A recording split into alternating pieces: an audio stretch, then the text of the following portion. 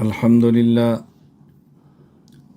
لله نحمده ونستعينه ونستغفره ونؤمن به ونتوكل عليه ونعوذ بالله من شرور أنفسنا ومن سيئات أعمالنا من يهده الله فلا مضل له ومن يضلل فلا هادي له ونشهد أن لا إله إلا الله وحده لا شريك له ونشهد أن سيدنا ومولانا محمدا عبده ورسوله أما بعد فأعوذ بالله من الشيطان الرجيم بسم الله الرحمن الرحيم ألف لام ميم ذلك الكتاب لا ريب فيه هدى للمتقين يا رب صل وسلم دائما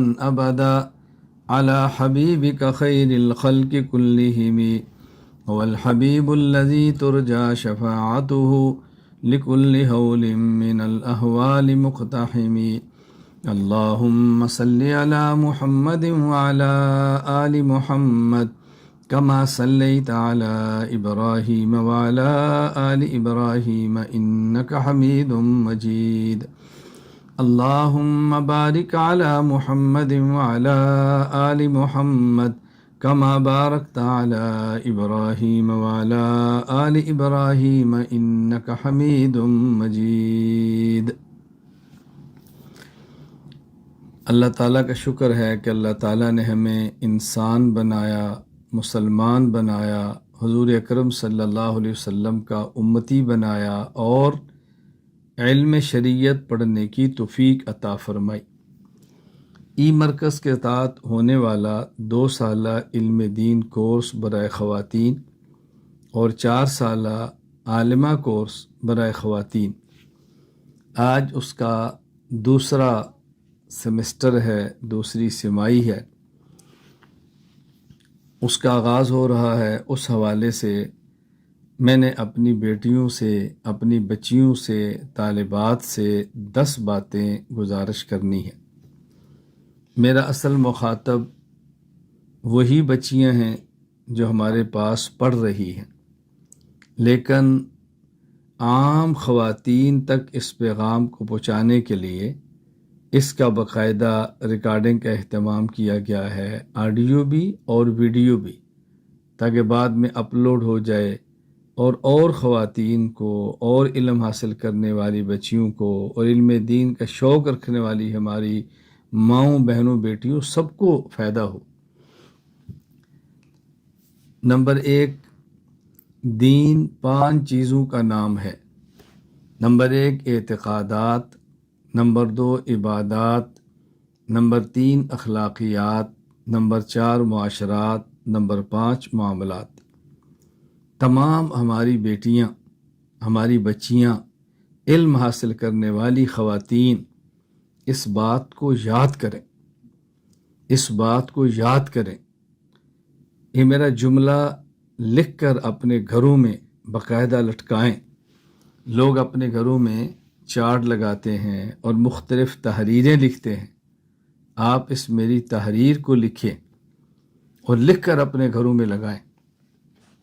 جو بچی لگائے باقاعدہ اپنی معلمات کو، استانیوں کو بتائے اور باقاعدہ اس کی تصویر بنا کر بھیجے کہ ہم نے اپنے گھر میں یہ لکھ کے لگایا ہے۔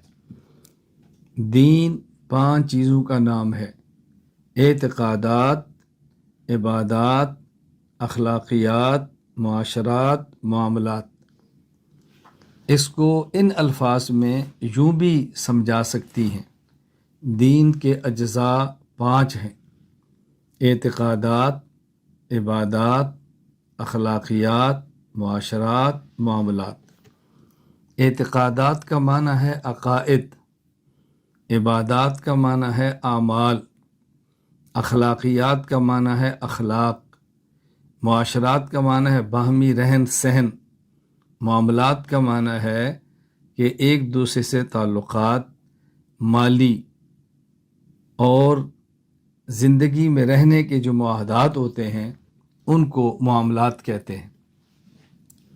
ان سب میں اہم ترین چیز وہ جزو اول، پہلی چیز اعتقادات اور عقائد ہیں۔ سب سے اہم ترین چیز، اگر کسی شخص کے عقائد درست ہیں تو باقی اعمال کے لیے میزان لگے گا، اور اگر عقائد درست نہیں ہیں تو قرآن اعلان کرتا ہے فَلَا نُقِيمُ لَهُمْ يَوْمَ الْقِيَامَةِ وَزْنًا، ایسے شخص کے لیے قیامت کے دن میزان ہی نہیں لگنا، ترازو ہی نہیں لگنا کہ اس کے نیک اعمال کو تولا جائے۔ اگر کسی شخص کے عقائد درست نہیں ہیں، اس کی حیثیت ایسے ہے جیسی کسی حکومت میں باغی کی ہوتی ہے۔ تو باغی کو یہ نہیں دیکھا جاتا کہ اس کے اخلاق کتنے اچھے ہیں اور یہ قانون کی پابندی کرتا ہے یا نہیں کرتا، چونکہ وہ باغی ہے، باغی کے دیگر اعمال نہیں دیکھے جاتے۔ تو عقائد میں فساد کا معنی اسلامی شریعت کے ساتھ بغاوت ہے۔ سب سے اہم ترین چیز عقائد ہیں، اس کو بہت اچھی طرح سمجھیں۔ میں یہ بات سمجھانے کے لیے عرض کرتا ہوں کہ شریعت کو یوں سمجھیں، اسلام کو یوں سمجھیں کہ جیسے ایک منزل اور ایک عمارت ہے۔ اب اس منزل اور عمارت اور مکان میں مختلف کمرے ہیں، وہاں بیٹھے گئے، اور وہاں آپ کے رہنے کا کمرہ ہے، وہاں آپ کا مطبخ پکانے کے لیے جگہ ہے، باورچی خانہ ہے، اور یہ سب اس کے اندر مختلف کمرے موجود ہیں۔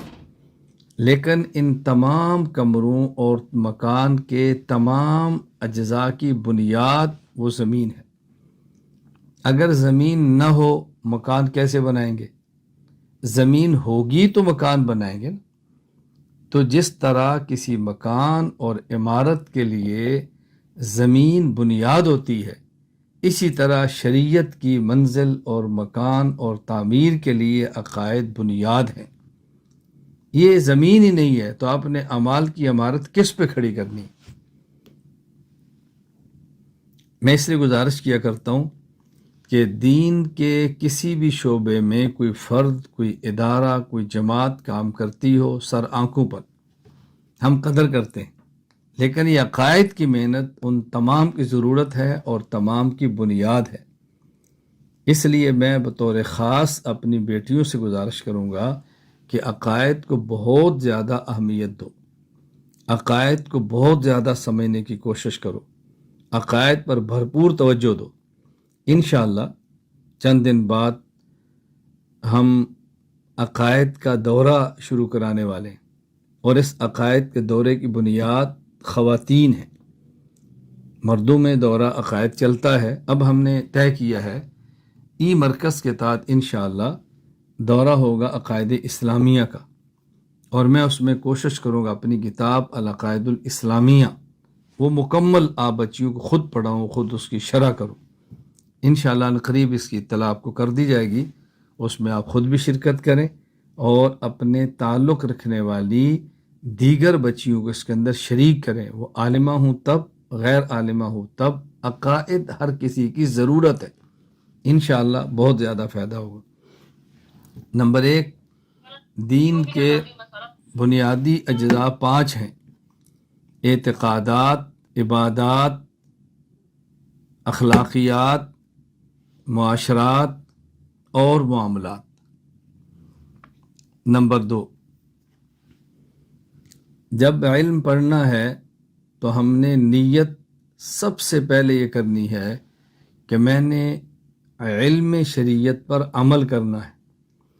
اگر علم عمل کی نیت سے پڑھا جائے تو علم کا فائدہ ہوتا ہے، عمل کی نیت سے نہ پڑھا جائے تو پھر علم کا فائدہ نہیں ہوتا۔ رسول اکرم صلی اللہ علیہ وسلم نے یہ دعا مانگی ہے، اللہم انی اسألک علما نافعا، اے اللہ مجھے ایسا علم عطا فرما جو فائدہ مند ہو۔ اور رسول اکرم صلی اللہ علیہ وسلم نے دعا مانگی ہے، اللہم انی اعوذ بک من علم لا ینفع، اے اللہ اس علم سے میری حفاظت فرما جو علم فائدہ نہ دے۔ رسول اکرم صلی اللہ علیہ وسلم کی دعائیں امت کی تعلیم کے لیے ہیں۔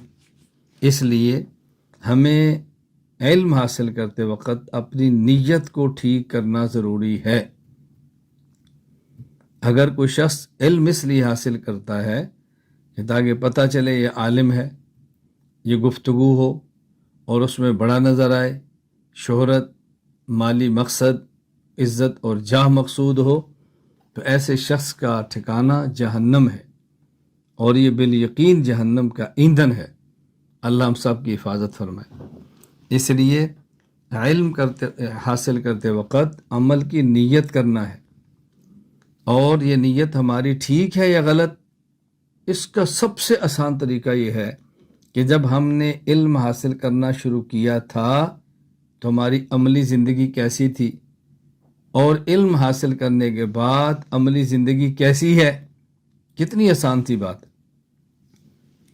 علم حاصل کرنا شروع کیا تب بھی موبائل کا غلط استعمال، اور علم پڑھ رہی ہے تب بھی غلط استعمال، علم پڑھ لیا تب بھی غلط استعمال، اور حتیٰ کہ علم پڑھا رہی ہیں تب بھی غلط استعمال۔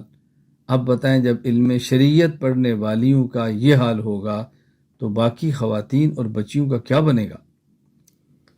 جب علم شریعت نہیں شروع کیا تھا تب بھی بے پردگی، علم شریعت شروع کیا ہے تب بھی بے پردگی، علم شریعت نہیں تھا تب بھی ناجائز حرکات، اور اب بھی ناجائز حرکات، علم دین شروع کرنے سے پہلے بھی گھر کے امور میں دلچسپی نہیں، اب بھی دلچسپی نہیں، علم پڑھنے سے پہلے بھی والدین کی بے ادبی ہے، اب بھی بے ادبی ہے، علم دین کرنے سے پہلے بھی نماز میں کوتاہیاں ہیں، اب بھی کوتاہیاں ہیں۔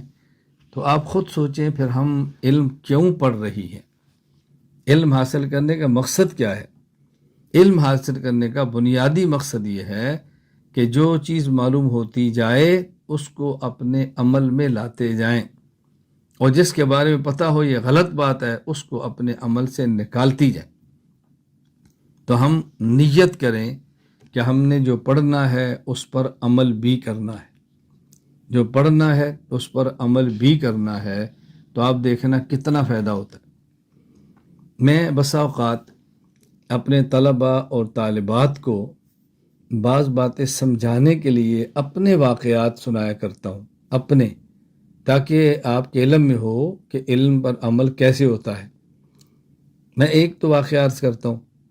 میں نے جب مدرسہ میں پڑھنا شروع کیا اور کتابوں کا درس لینا شروع کیا، باقاعدہ داخل ہوا، تو آپ اندازہ کریں کہ علم پر عمل کرنے کا میرا ایسا مزاج بنا کہ جتنا سمجھا اتنا عمل کیا۔ مجھے آج میں سمجھتا ہوں کہ بعض مجھے سمجھنے میں غلطی لگی لیکن عمل میں نے پھر بھی کیا۔ میں اس کی آپ کو دو مثالیں دیتا ہوں، مثالیں تو بہت ہیں۔ نمبر 1، درجہ اولا پہلے سال جب میں بچہ تھا تو ہم نے سنا کہ انبیاء علیہ السلام 24 گھنٹے باوضو رہتے تھے۔ آپ یقین کریں کہ رات کے 2 بجے کے بعد بھی سردیوں کی رات میں میری آنکھ کھل جاتی تو میں فوراً جاتا اور وضو کر کے آ جاتا اور پھر سوتا، کہ یہ مسنون عمل ہے۔ وہ اب سمجھ آئی کہ نبی کے 24 گھنٹے باوضو ہونے کا معنی یہ ہے کہ پیغمبر کو نیند بھی آئے تو پیغمبر پاک کا وضو نہیں ٹوٹتا۔ ہم سوتے ہیں تو وضو ٹوٹ جاتا ہے، چونکہ نبی کی نیند بھی ناقض وضو نہیں ہے، اس لیے سوتے ہیں تب بھی باوضو رہتے ہیں۔ لیکن مجھے جتنی سمجھ آئی میں نے عمل کیا۔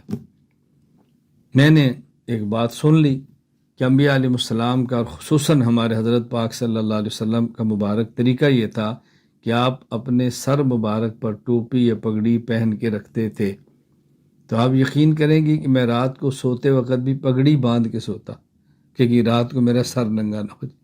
وہ بعد میں سمجھ آئی کہ اس کا مطلب کیا تھا، کہ عام معمول میں آپ کا مزاج مبارک یہ تھا، گھر سے باہر نکلے ہیں تو ننگے سر نہیں ہیں، نماز پڑھی ہے تو ننگے سر نہیں ہیں، ملاقاتیں ہیں تو ننگے سر نہیں ہے۔ باقی سوتے وقت تو ظاہر آدمی کا سر کی ٹوپی اتار کر ہی سوتا ہے، پگڑی اتار کر ہی سوتا ہے، لیکن جتنا مجھے سمجھ آیا میں نے اتنا عمل کیا۔ میں صرف 2 باتیں کہہ رہا ہوں۔ چلیں میں بطور ترغیب کے ایک بات اور بھی کہہ دیتا ہوں. 1985 میں میں نے مدرسے میں داخلہ لے کر کتابیں پڑھنی شروع کی. آج 2023 ہے. آپ ذرا سال گنیں. 1995، پھر 5، پھر 15 اور پھر 23. یہ تقریباً 38 سال بنتے ہیں. میں جب درجہ اولیٰ میں داخل ہوا تو ہمارا پہلا گھنٹہ نحو میر کا ہوتا تھا. ہمارے استاد محترم نے ہمیں یہ بات فرمائی کہ اشراق پڑھا کرو. تو میں نے 1985 میں شروع کی اور آج 38 سال ہو گئے ہیں. میں کوشش کرتا ہوں سفر میں بھی اگر مجھے موقع مل جائے تو میں اشراق کی نماز نہ چھوڑوں. آپ بتائیں، 38 سال گزر گئے. یہ میں نے چند 2-3 واقعات بیان کی. میں اگر اس طرح اپنے واقعات بیان کروں تو میرا خیال ہے ہمارے بیان کا پورا وقت اسی میں گزر جائے گا اور میرے زمانے طالب علمی کے واقعات بھی ختم نہیں ہوں گے. اگر ہم نے علم پڑھنا ہے عمل کے لیے، پھر آپ علوم میں برکت دیکھیں. اللہ ہو. پھر دیکھیں علم کی بہاریں کیا ہوتی ہیں، علم سے دلچسپی کیا. یہ جو ہم عموماً گلا ہوتا ہے نا جی، میرا دل نہیں لگ رہا، شوق نہیں پیدا ہو رہا، میرے اندر سستی آ گئی ہے، اس کی وجہ عمل کی نیت نہیں ہے. عمل کی نیت تو پھر سستی کیسے ہے؟ سستی آدمی کیسے نہیں پھینکتا؟ یہ کیسے اٹھا کے لحاف اور رضائی سائڈ پہ نہیں کرتا؟ اے سی کیسے بند نہیں ہوتا؟ کیا اللہ اکبر. اللہ میں بات سمجھنے کی توفیق عطا فرمائے. نمبر 2، علم پڑھیں اور عمل کی نیت کریں. عمل کی نیت کے ساتھ علم پڑھیں. جتنا علم پڑھتی جائیں اتنا عمل کرتی جائیں. بس یہ ذہن بنا لیں. نمبر 3، جب ہم نے علم شریعت پڑھنا ہے تو ہمیں اپنے ذہن میں 5 چیزیں رکھنی چاہیے. نمبر 1، میں نے شریعت کا علم پڑھنا ہے. نمبر 2، میں نے شریعت کا علم سمجھنا ہے. نمبر 3، میں نے شریعت کا علم یاد کرنا ہے. نمبر 4، میں نے شریعت کے علم پر عمل کرنا ہے. نمبر 5، میں نے شریعت کے علم کو آگے پڑھانا ہے اور اس کو پھیلانا ہے. علم دین اور علم شریعت پڑھتے وقت 5 باتیں ذہن نشین کر لیں. نمبر 1، علم دین کو پڑھنا ہے. نمبر 2، علم دین کو سمجھنا ہے. نمبر 3، علم دین کو یاد کرنا ہے. نمبر 4، علم دین پر عمل کرنا ہے. نمبر 5، اس علم دین کو پڑھانا اور آگے پھیلانا ہے. یہ باتیں جو میں کہہ رہا ہوں، میں بار بار کہہ رہا ہوں، ان کو گھروں میں لکھ کے لگائیں. ان کو گھروں میں لکھیں، اس کے چارٹ بنائیں. ہر بندہ اپنے گھر میں چارٹ لگاتا ہے. ہم دین سے تعلق رکھتے ہیں، شریعت سے تعلق رکھتے ہیں. ہمارا گھر ایسا کیوں نہ ہو؟ آپ کے گھر آتے ہی پتہ چلے یہ بچی کہاں پڑھتی ہے. آج صبح میری ایک شاگرد سے بات ہو رہی تھی، تو ظاہر ہے میری عادت ہے میں سٹیٹس نہیں دیکھتا. بالکل میرا مزاج ہی نہیں ہے سٹیٹس دیکھنے کا. ہاں کبھی اچانک جیسے آپ وہ شاگرد صبح ان سے بات کریں کہ جی میں کال کروں، تو چلے میں چھوٹی سی بات پوری کہتا تھا کہ آپ کو پوری بات سننے میں مزہ بھی آئے. میں نے ان کو میسج کیا گزشتہ کل یا پرسوں، جب السلام علیکم ورحمۃ اللہ وبرکاتہ، جب فارغ ہو تو مجھے کال کریں. انہوں نے نہیں کی. میرا ایک میسج گیا، انہوں نے دیکھ لیا. میسج سے میرا تحریر کی، ایک ویڈیو گئی، انہوں نے دیکھ لی. تو میں نے سمجھا کہ دیکھ رہے ہیں. تو میں نے آج ان کو صبح میسج کیا، یہ آپ نے دیکھا ہے کیا؟ جی ہاں. پھر ان کا واپسی میسج آ گیا، میں انگلش میں لکھا ہوا، میں بھی کال فارغ ہے تو کال کر سکتا ہوں. تو میں نے واپسی میسج کی کیا ہے. انہوں نے پھر آڈیو بھیجی. انہوں نے سمجھا کہ یہ جاہل ہے اور یہ انگلش نہیں سمجھ رہا. تو میں نے پھر واپسی کال کر دی. میں نے کہا آپ نے کیا لکھا ہے؟ کہتے جی میں نے وہ نہ وائس بھیجی کہ میں نے یہ لکھا ہے. تو میں نے کال کر دی. میں نے کہا آپ کیا سمجھتے کہ میں اتنی انگریزی بھی نہیں سمجھتا؟ میں نے آپ کو اس لیے کہا آپ میرے طالب علم ہیں، آپ کو میرے الفاظ سمجھنے چاہیے. اب دیکھو میں کہہ سکتا ہوں نا آپ میرے اسٹوڈنٹ ہیں، تو میں اسٹوڈنٹ کے بھی طالب علم کہتا ہوں. کیوں؟ مجھے اسٹوڈنٹ بولنا نہیں آتا. میرے اندر غیرت ہے، میرے اندر خود ہی ہے. میں عربی کو فوقیت دیتا ہوں، شریعت کے الفاظ کو شریعت کے لب و لہجے میں کہنا فخر سمجھتا ہوں.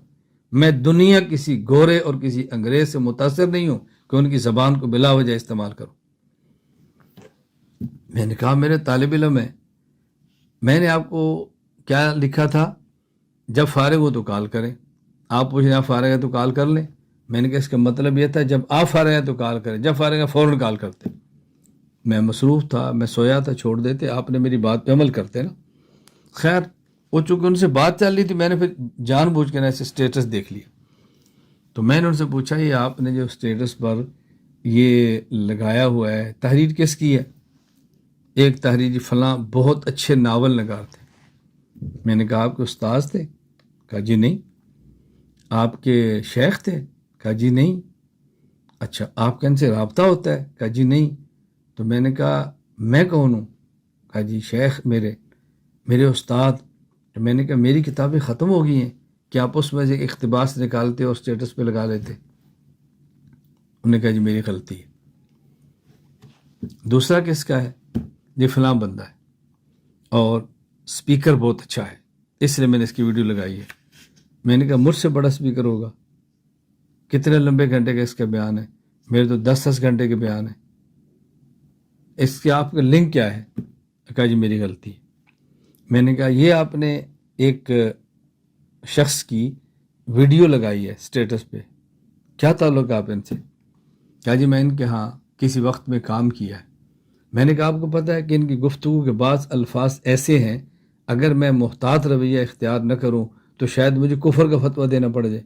کہتے ہیں بالکل ایسی ہے. میں نے کہا آپ کو پتہ ہے ان کے کتنے جملے ایسے ہوتے ہیں، کتنے باتیں ایسی کہتے ہیں کہ ان کا دفاع کرنا پڑتا ہے؟ کہا جی ایسے ہی ہے. میں نے کہا کبھی میرا بھی آپ کو دفاع کرنا پڑا؟ کہا جی نہیں. میں نے کہا ان کی کسی بات پر آپ کو اشکال ہے؟ کہتے ہیں بہت ساری باتوں پر. میں نے کہا کسی میرے پر اشکال ہوا؟ کہا جی نہیں. تو میں نے کہا پھر آپ کو ان کا اسٹیٹس لگانے کی ضرورت کیا پڑی؟ کہا جی میری غلطی ہے. میں نے کہا بہت اچھا، اب ہم اب بات کریں گے کیونکہ آپ کی مصروفیت ہے کچھ. اس نے کہا جی ہاں. میں نے کہا چلے میں آپ کو 3-4 دن دیتا ہوں، ہم انشاءاللہ ہفتے کے دن 1 گھنٹہ بات کریں گے. اور میری خواہش ہوگی کہ آپ مجھ سے بات کریں کہ آپ کے اہلیہ ساتھ بیٹھ کے ہماری بات سنیں. میں نے کہا بات کیوں کرنا چاہ رہا ہوں؟ آپ کے ذہن میں ہے کہ جو مسائل میں الجھا ہوں اس کا کسی کے پاس حل نہیں ہے. میں نے کہا مسائل تو صحابہ کرام کو بھی پیش آتے رضی اللہ عنہم، لیکن وہ سمجھتے تھے کہ ہمیں اس کا حل رسول اللہ صلی اللہ علیہ وسلم سے مل سکتا ہے. تو پوچھ لیتے تھے آپ ہم سے پڑھتے ہیں اور آپ سمجھتے اس کا حل میرے پاس نہیں ہے تو کسی کے پاس بھی نہیں ہے، تو آپ پھنسے پڑے. کہتے جی آپ کی بات تو ٹھیک ہے. اب دیکھو درمیان میں بہت ساری باتیں آ گئیں. میں سمجھانا یہ چاہ رہا تھا علم پڑھنا ہے ٹھیک ہے، پھر اس کو سمجھنا ہے. آپ درسگاہ میں بیٹھی ہیں، سمجھیں، سمجھنے کی کوشش کریں. میں اس پر بھی آپ کو یعنی ہر بات میں اگر زمانہ طالب علمی کی باتیں سناؤں تو آپ کو تعجب ہوگا. آپ میری زندگی سے واقف نہیں ہیں. آپ یقین کریں گی کہ میں یہ پہلے سال کی بات کر رہا ہوں. سب سے زیادہ لوگ بدکتے ہیں گرامر سے اور صرف اور نحو سے. یہ میں نے گرامر کا لفظ اس لیے بولا کہ شاید آپ کو صرف نحو کے لفظ سمجھ نہ آئے. نحو اور صرف سے، اس میں بھی زیادہ بدکتے ہیں صرف سے. ہمارے نحو اور صرف کے بارے میں کہا جاتا ہے کہ نحو یارا مغز باشد چوں سہاں، صرف یارا مغز باشد چوں سگاں. نحوی ایسے ہوتا ہے جیسے بادشاہ اور صرفی ہے جیسے کتے. کیوں؟ نحو میں گردانے نہیں ہیں، صرف میں گردانے ہیں. وہ گردانے بار بار پڑھنے سے یاد ہوتی ہیں. بات سمجھی؟ ہم گردان میں صرف صغیر کریں گے ضرب یضرب ضربن، اب گردان شروع کریں گے نا، ماضی شروع کریں گے ضرب ضربا ضربو، ضربت ضربتا ضربنا، ضربت ضربت ما ضربتم، ضربت ضربت ما ضربتن، ضربت ضربنا. اب دیکھ گردان پوری کریں. اسی طرح مضارع کہ اس میں بار بار نہ بولنا پڑتا ہے. اس لیے فارسی کا ایک جملہ ہے کہ نحوی ایسے ہوتے ہیں جیسے بادشاہ، ان کو سوچنا پڑتا ہے، اور صرفی ایسے ہیں جیسے کتا کہ اس کو بار بار بولنا پڑتا ہے. تو ظاہر صرف میں بہت محنت کرنی پڑتی ہے. مجھے ابھی بھی یاد ہے ہم درجہ اولا پہلے سال میں 17 طالب علم تھے. یہ میں آپ کو 85 کی باتیں سنا رہا ہوں. 17 طالب علم تھے. میرا حافظہ خراب نہیں ہوا اس لیے کہ حافظے خراب ہوتے ہیں واہیات سے، گناہ سے، بدکاریوں سے، فحاشی سے، گندی فلموں سے، میڈیا سے. اس سے دماغ کی تباہی اڑتی ہے. آپ ان چیزیں بچ کے دیکھو، پھر اپنے حافظے کی مضبوطی دیکھنا. تو ہم 17 ہوتے تھے. ہمارے صرف کے 2 گھنٹے ہوتے تھے. آپ کو تو صرف میں ہم حلوہ کھلاتے ہیں اور آپ کی پسند کے شربت پلاتے ہیں. ہمارے علم صرف میں مشکل ترین کتاب ارشاد الصرف ہے جس میں 85 قوانین ہیں، اور میں نے وہ ارشاد الصرف پڑھی ہے. اور اگر کوئی شخص ارشاد الصرف کے 85 قوانین پڑھ لے تو زندگی میں اس کو کبھی صرف میں الجھن نہیں آتی. اور اس ارشاد الصرف کو جو میں نے پڑھا ہے، اس کے 85 قوانین مجھے یوں یاد تھے جس طرح آپ کو سورۃ فاتحہ یاد ہوگی. اور پورے سال میں ایک رات بھی ایسی نہیں کہ میں نے جتنی ارشاد الصرف پڑھی ہوتی تھی وہ دہرائے بغیر سوتا. ہاں یہ ہوتا جب میں نے مکمل پڑھ لی تب بھی ہر رات پوری دہراتا تھا، لیکن پھر دہرانے کا طریقہ یہ ہوتا تھا. قانون نمبر 1 اس کا نام یہ ہے، اس میں شرطیں اتنی ہیں، اتنی وجودی اتنی سلبی. قانون نمبر 2 نام یہ، اتنی شرطیں اتنی وجودی اتنی سلبی. اب آپ کو یہ بھی سمجھانا پڑے گا یہ وجودی سلبی کیا ہوتا ہے، یعنی یہ باتیں بھی تشریح کرنی پڑے گی. میں یوں صرف ہو خیر تو ہماری ہر کتاب کا 1 گھنٹہ ہوتا تھا. ارشاد الصرف کے 2 گھنٹے ہوتے تھے. 1 گھنٹہ ہمارا زور سے پہلے، 1 گھنٹہ زور کے بعد. زہر سے پہلے سبق ہوتا اور زہر کے بعد اجرا ہوتا. اجرا کا معنی کیا ہے کہ استاد صرف کے قواعد کو جو ہے نا وہ ہمیں فٹ کراتے تھے، منطبق کراتے تھے.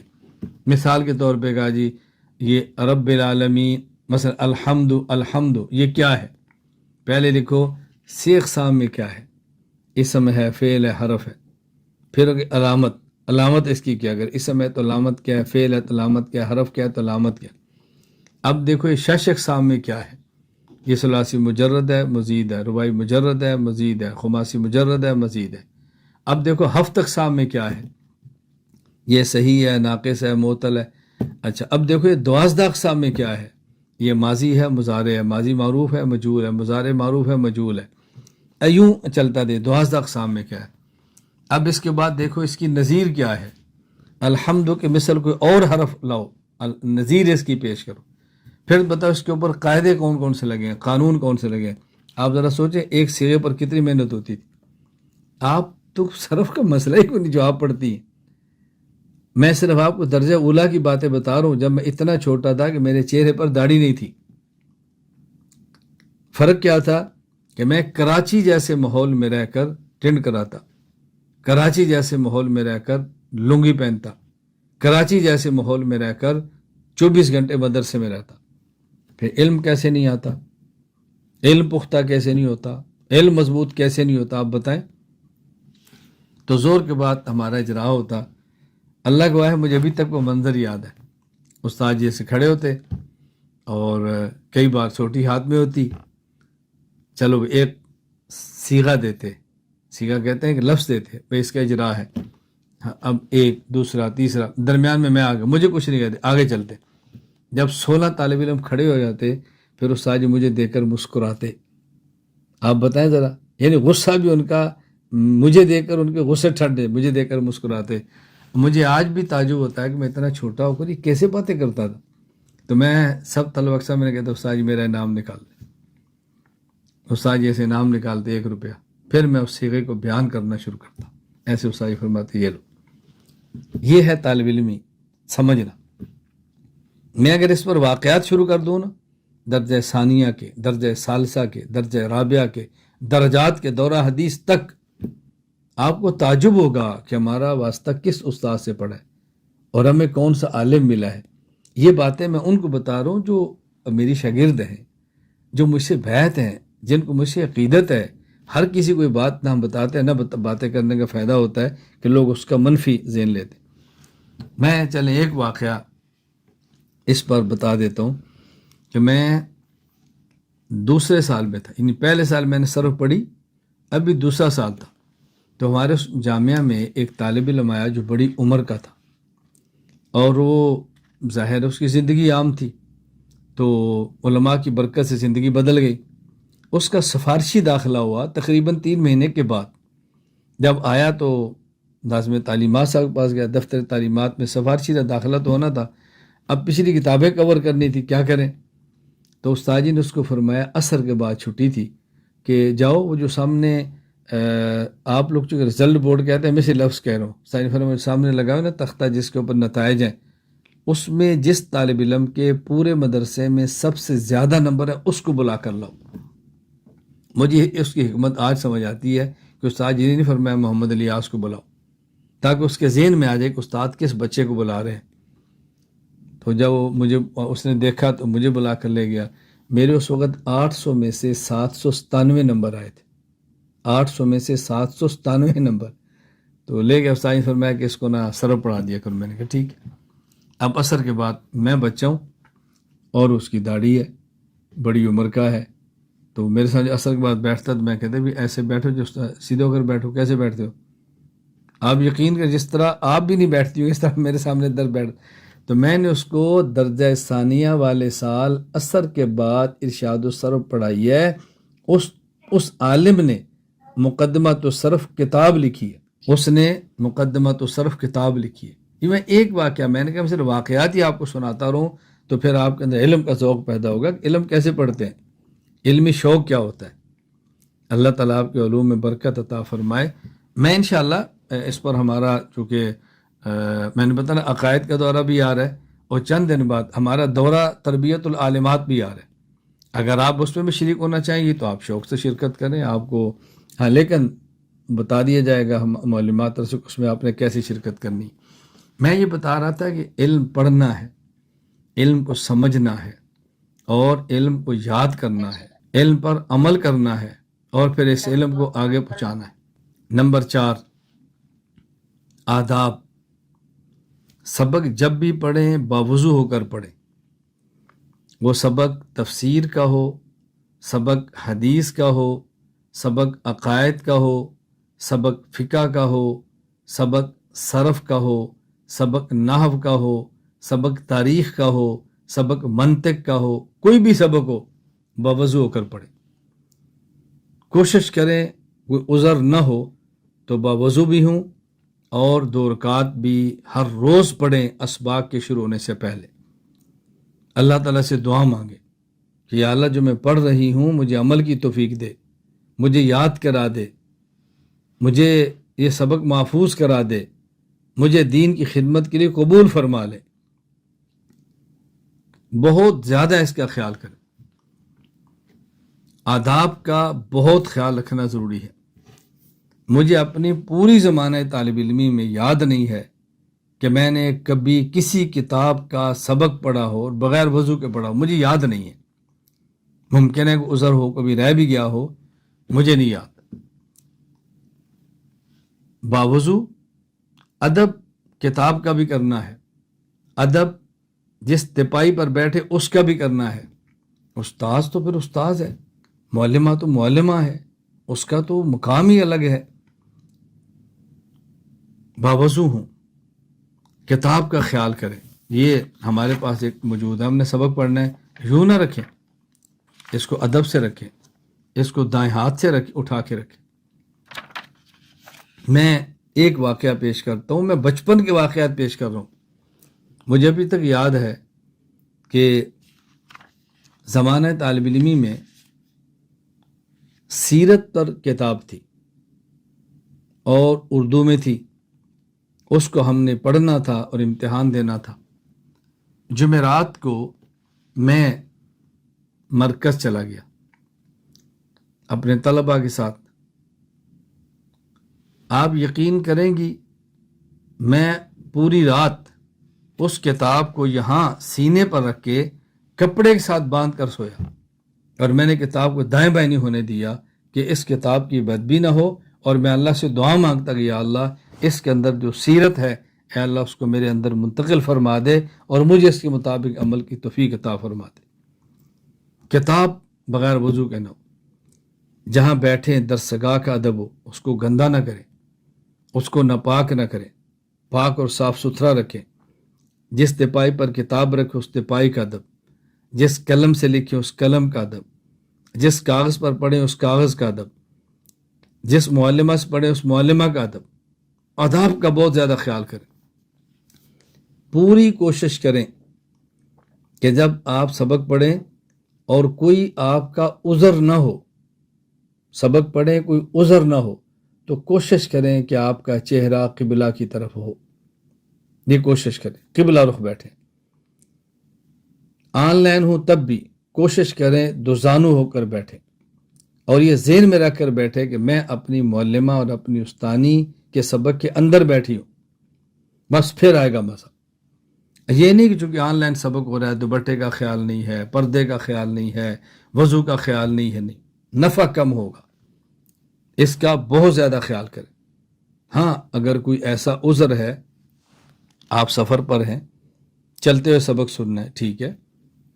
میں جانتا ہوں کہ بعض ایسی بچیاں بھی ہیں کہ جن کو گھر کے کام کرنے ہیں، ساتھ سبق بھی سننا ہے، شوہر کی خدمت کرنی ہے، ساتھ سبق بھی پڑھنا ہے، بچوں کو سنبھالنا ہے، ساتھ سبق بھی پڑھنا ہے، اور بعض ایسی ہیں کہ جن بیچاریوں نے رزق کے لیے مزدوری کرنی ہے اور ساتھ پڑھنا ہے۔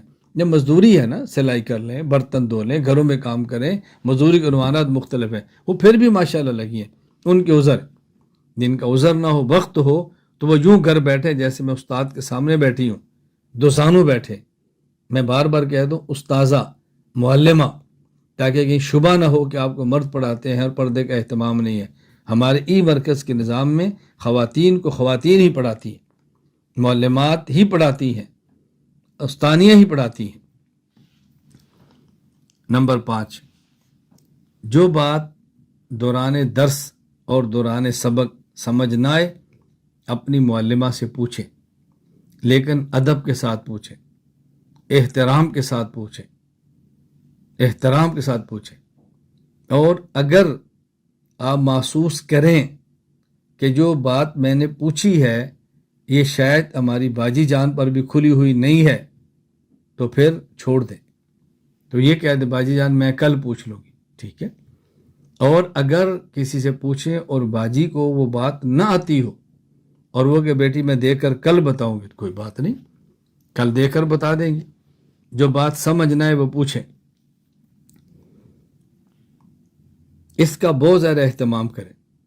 ایک سبق سمجھ آئے اگلا پڑھیں، وہ سمجھ آئے اگلا پڑھیں، لیکن اس کا معنی یہ نہیں ہے اگر کند ذہن کی بنیاد پر آج کا سبق سمجھنا ہے تو اگلا شروع ہی نہ کریں کہ جی مجھے پچھلا ہی سمجھ نہیں آیا تھا، کل آپ نے پڑھنا نہیں ہے، پھر پرسوں نہیں پڑھنا، آپ نے دل چھوٹا کر کے چھوڑ دینا ہے۔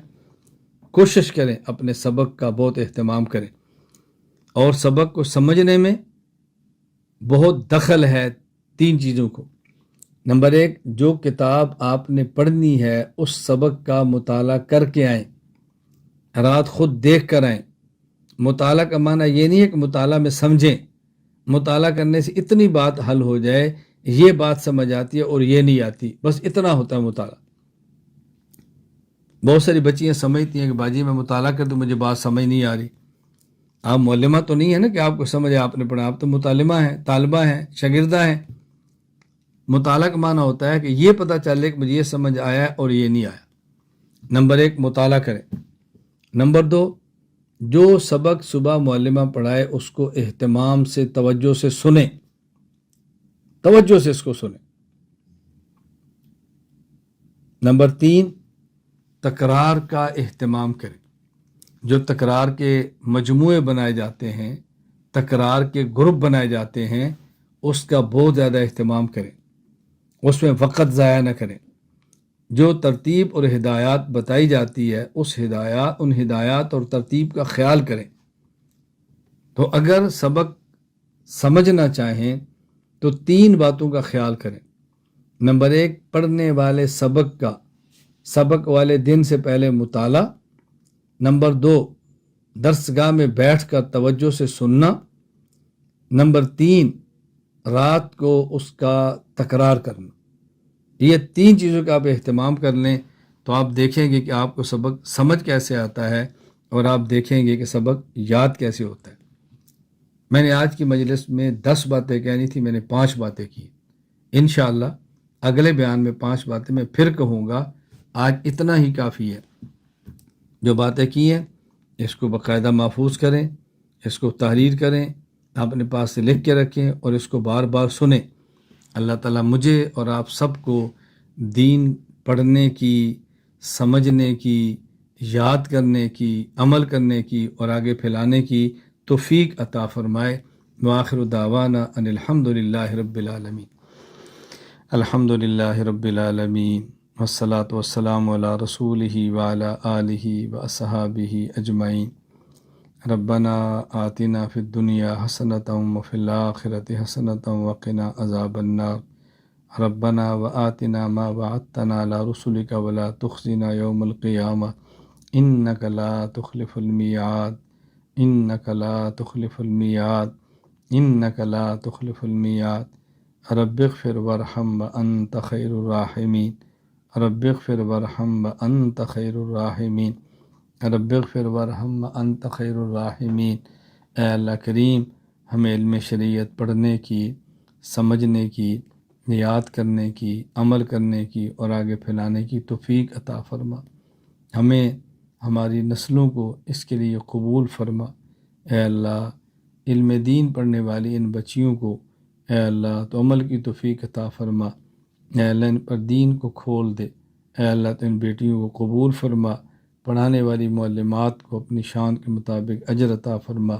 اے اللہ ان کورسز کو مرتب کرنے والے اساتذہ کرام کو اپنی شان کے مطابق اجر عطا فرما۔ اللہ کریم، جو دعائیں مانگی ہیں اپنے فضل سے، اپنے کرم سے تو قبول فرما۔ جو بیمار ہیں ان کو صحت عطا فرما۔ اللہ، جو بیمار ہیں ان کو صحت عطا فرما۔ اے اللہ، جو بیمار ہیں ان کو صحت عطا فرما۔ اپنے فضل و کرم سے ہماری ان دعاؤں کو قبول فرما۔ اس مرکز کو کامیاب فرما۔ اے اللہ، اس کو نافع بنا، شرور اور فتن سے حفاظت فرما۔ وصلی اللہ تعالی علی رسول خیر خلقہ محمد وعلی آلہ وصحابہ اجمعین۔ آمین برحمتک یا ارحم الراحمین۔